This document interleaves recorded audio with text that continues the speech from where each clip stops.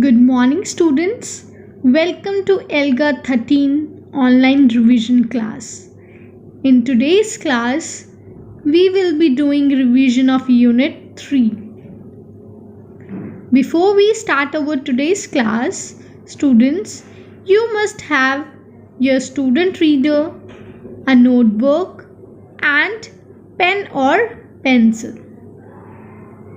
I hope you are ready. So let us begin our class. So let us start with our first component, that is whole words. Which of these images shows respect? See all the images carefully. And which of these images shows respect? In the first image, that boy is laughing as the girl is crying. So this image doesn't shows respect. Second image is a grandma and a child. So in this they are very happy, they are together. So this shows respect. So as you can see, the images which are with the green tick, they shows respect. The word dignity. Dignity means respect and honor of a person, or give respect or honor or importance to a person. So dignity means when we give respect and honor to someone. Now see the picture carefully. Did Shama give dignity to Abdul? Give reason. Shama took Abdul's crayon without taking his permission. So he took his Shama's crayons without his permission. So did Shama give dignity to Abdul? So the answer is no. Shama did not give dignity to Abdul because she took his crayons without his permission. She was disrespectful. Yes, as whenever we should take someone's things, so we should take their permission. Without permission, if we are taking someone's things, so that is disrespect. Did Rohan give dignity to Sudha? See the picture. Whenever Sudha does not bring lunch, Rohan shares his lunch with her. So as they are sharing lunch whenever she doesn't bring, so did Rohan give dignity to Sudha? What do you think?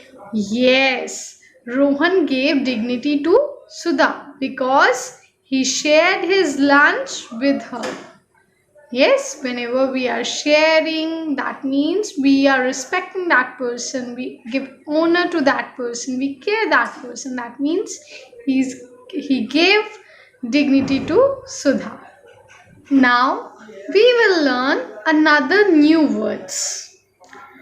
Read this now. Everyone wants to be a class monitor.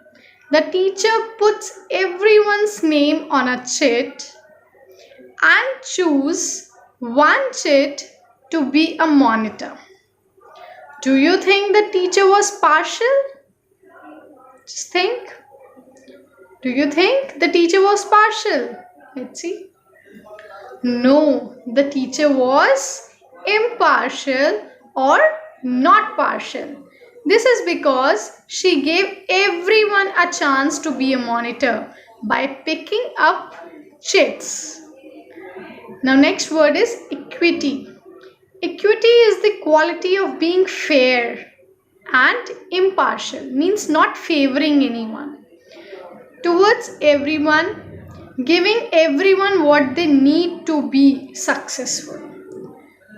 Okay, so question, does Raja show equity? Give reason. Raja only play with children who have brown hair.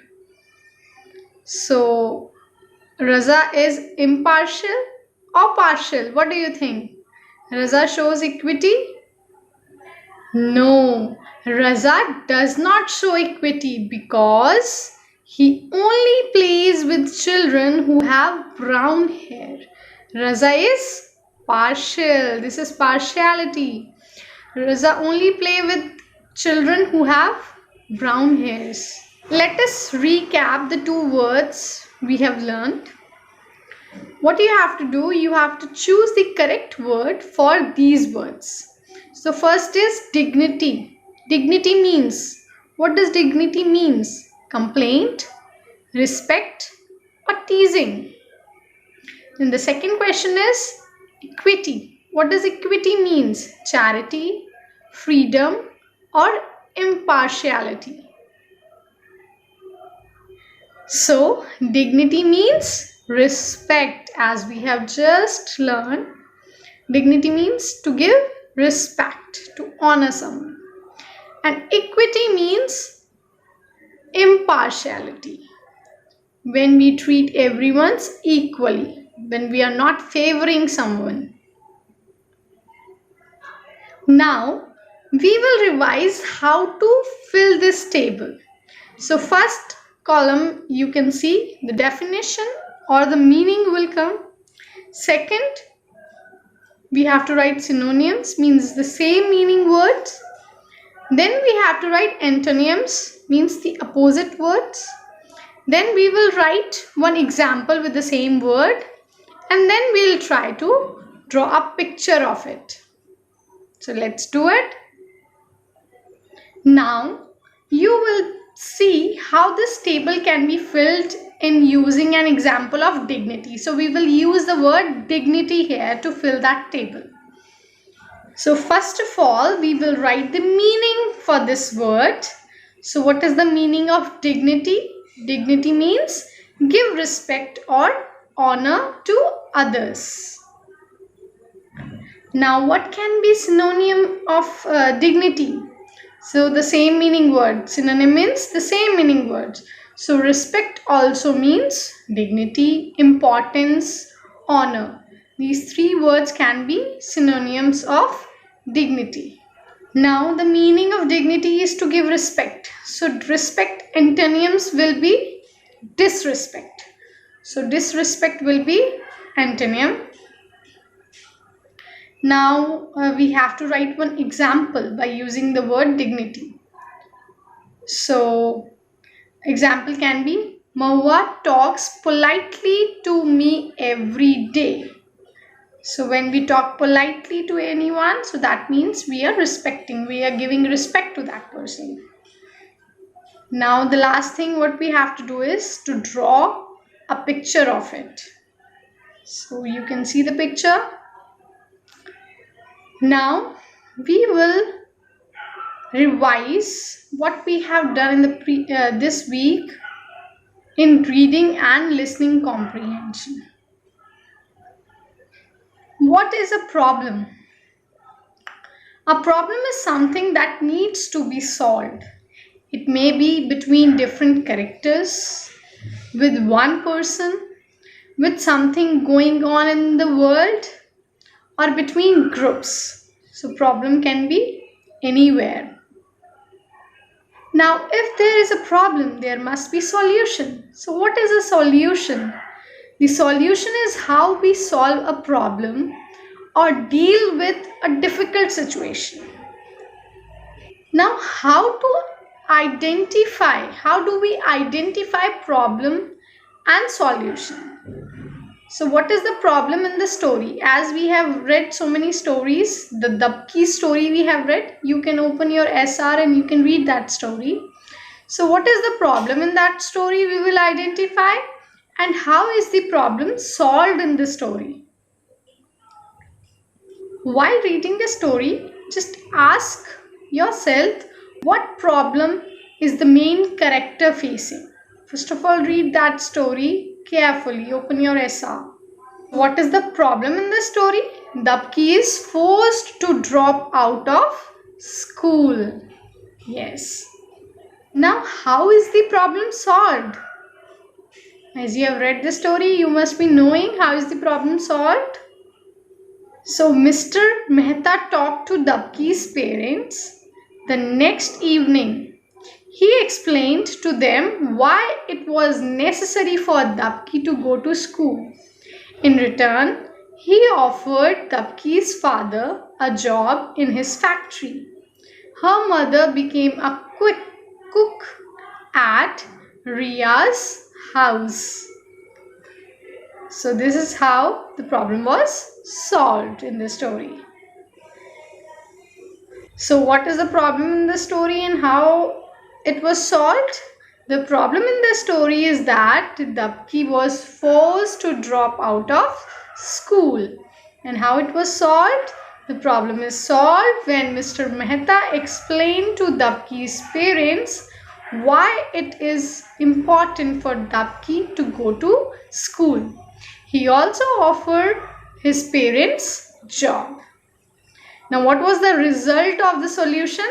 This helps Dabki to join school again. So now we know what was the problem, what was the solution, and what was the result of the solution. With this we have completed our second component. Now we will revise grammar, the third component. Now we will read these sentences. What is your name? Out of all the animals, which animal would you like to be and why? Now some questions are there. How are these two highlighted words used in the question? Second, how are these two words different? Let's see. There are many words we use to ask questions. Two of them are what and which. These two words we use when we ask questions. Let us learn what they are used for and how they are used. So using of what? We use what to ask question about things, names and not people. So we don't, when we ask question related to people, that time we don't write what. What we write when we talk about things or names. This is used when there could be many possible answers. When there are more than one answer, so that time we use what. For example, what is your name? So the possible answers can be many. Then what are you cooking today? Next is what are you doing after lunch?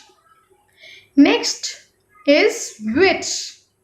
So we use which to ask question when we want to choose or identify something from a specific group. For example, out of all the subject, which is your favorite subject? So we have to choose, like subjects are so many: Hindi, English, Maths, SST, Science. So when we have to choose or identify something from a specific group, that time we use which. Which day is a holiday for you this week? So as a group of days are there, Monday, Tuesday, Wednesday. So we have to choose one. So which day is a holiday for you this week? Next is which picture should I use for my project? So we have learned that which we use to ask question when we want to choose or identify something from a specific group. Let us do a recap what we have learned about what and which. So what we use when there could be many possible answers. For example, what is your name? What are you cooking today? What are you doing after lunch? And which we use when we want to choose or identify something from a specific group. For example, out of all the subject, which is your favorite subject? So we have to choose. Then which day is a holiday for you this week? Next is which picture should I use for my project? Next is who and whom. Just read the sentence. Who is standing at the door? Second sentence. Whom do I talk to about the story? Now the questions are, what are these questions asking? What is the difference between how, who, and whom is used? Now, using of who. We use who to ask question about specific people doing something. For example, who is standing at the door? So when we have to ask question about specific people doing something, when specific person is doing something, there we write who. For example, who is standing at the door? Who were you speaking to? Who are your friends? Who dropped you at the school?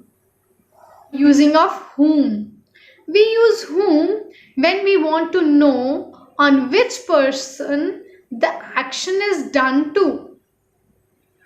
किसके साथ हो रहा है, okay? For example, whom should I talk to about the story? मैं किससे बात करूं, okay? Then to whom was the book given to? Book किसको दी गई, okay? Then next is by whom was the car driven? Next, whom did you see? So whom we are using when we want to know on which person the action is done to. Now just quickly do a recap.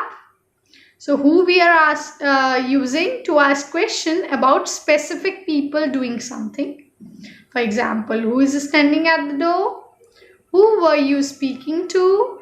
Who are your friends? Who dropped you at the school? Whom we use to know on which person the action is done to. किसके साथ हो रहा है? Okay, so whom was the book given to? Whom should I talk to about the test? And next is by whom was the car driven? And whom did you see? Let's read one more sentence. Whose book is this? What is the question asking? Why is the word whose used here? So whose in Hindi we used to say kis, kiski. Okay, so here the meaning of this sentence is whose book is this? यह किसकी book है? Okay.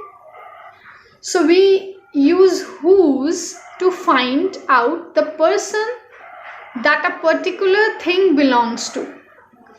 So whose we are using when we have to find out that the person that a particular thing belongs to.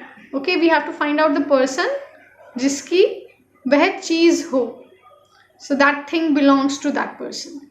So whose book is this? Whose turn is to speak next? Whose pen did you take? Whose birthday is it today? So that is clear that we use whose to find out the person that a particular thing belongs to. Okay, let us recap. Who we use to ask question about specific people doing something. Whom we use to know on which person the action is done to. And whose we use to find out the person that a particular thing belongs to. With this, we have completed our grammar portion. Now the last component, writing and speaking expression. So let us quickly revise what we have done this week. How we added our writing. Whenever we write something, how we added that? We use the cups method to edit our writing. Now what does C stands for? C means capital letter. Now at the beginning of a sentence, what comes? Yes, we all know that the first letter will be capital. And when there is a proper noun, then also the first alphabet will be capital. And for the letter I, whenever we write I, so that time I should be capital. U means use. So we must use correct format and correct tenses. Next is P. P means use correct punctuations. Now punctuations are full stop, question marks, etc. S stands for correct spellings. So whenever you are writing something, your spellings must be correct. So with cups method, we used to edit our writing. Now questions to think about. Who are you writing the letter to? Last week we have learned how to write letter. We have learned the format of letter. So while writing the letter, the questions to think about is, who are you writing the letter to? Why are you writing this letter? What details will you include to share your ideas or message? What question will you ask? Okay, so these are some starter sentences which you can use for writing your letter. So in the introduction, we can use I am writing this letter to. Then we can write how are you? I want to tell you. Then in the body of the letter, we can start writing like some days ago, or I want to share that. It made me feel. I wanted to. I want to, or it made think.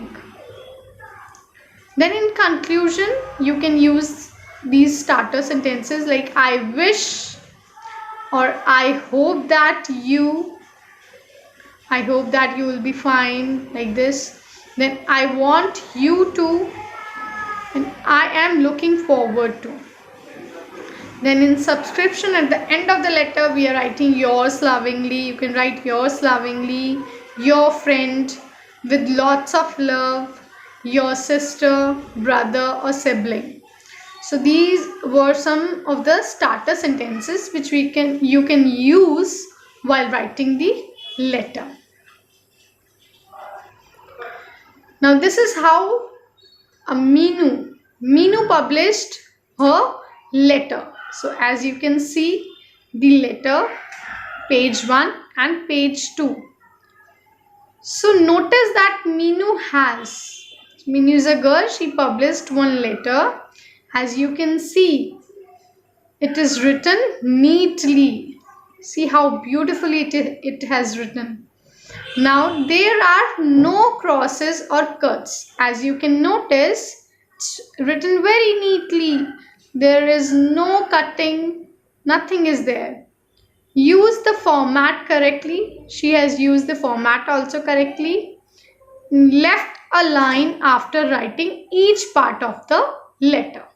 So after writing body of the letter, then conclusion is there. So she has left one line after writing each part of the letter. So you can see how beautifully she has presented her letter. So you all have to also practice letter writing. You have to use the correct format and edit your letter by using all the methods, and you all must write it neatly with no cuts, use the correct format and leave a line after writing each part of the letter. So this is all for today. Thank you students for attending the class. Happy learning. Take care of yourself.